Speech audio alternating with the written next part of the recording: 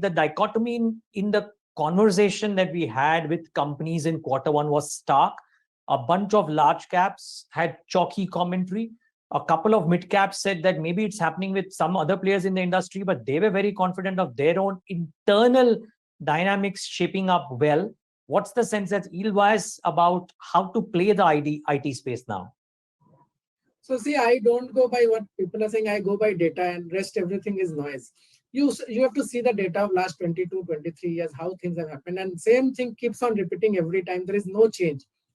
So right now, if you see, when an upcycle starts, the biggest beneficiary always is the one who can do the pilot projects in the new technology, right? So that is by default a mid cap or small cap. That is how the cycle always begins. But when the technology gets proven, then the large caps are the bigger beneficiary because they can execute at scale. And when a down cycle also starts, it is exactly similar. So I think that in this industry, what is the only asset you have? That is manpower.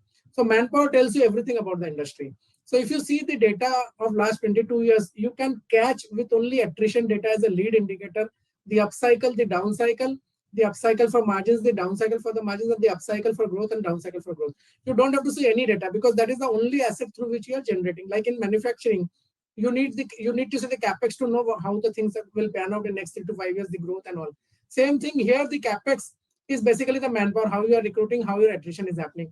If you see that data, you don't need to see anything else. Sure. So if you see how attrition, I would say that people may say negatively, but there is two type of attrition in this industry. One is good attrition, one is bad attrition.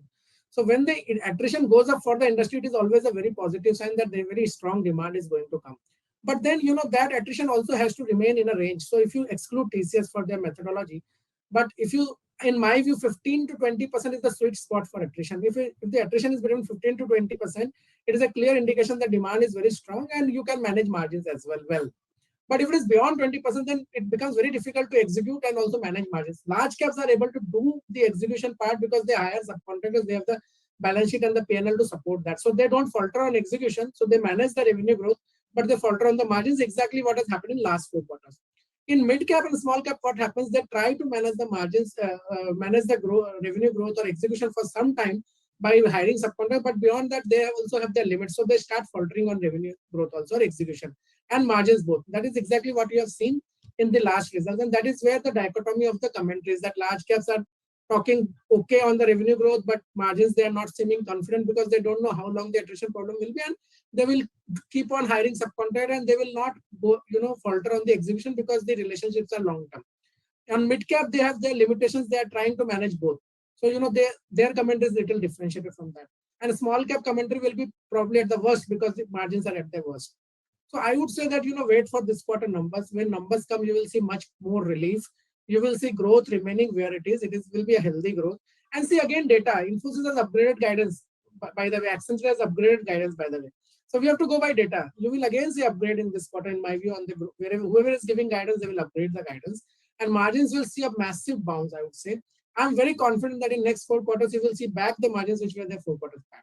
So I'm expecting a 300, 400 bips margin recovery in next 3 to 4 quarters time because all margins have gone to manage the manpower. So that manpower is now getting managed. The supply side problems are getting put up. So margins have to come back because pricing already is there in the numbers, but it is not showing up because of the high attrition.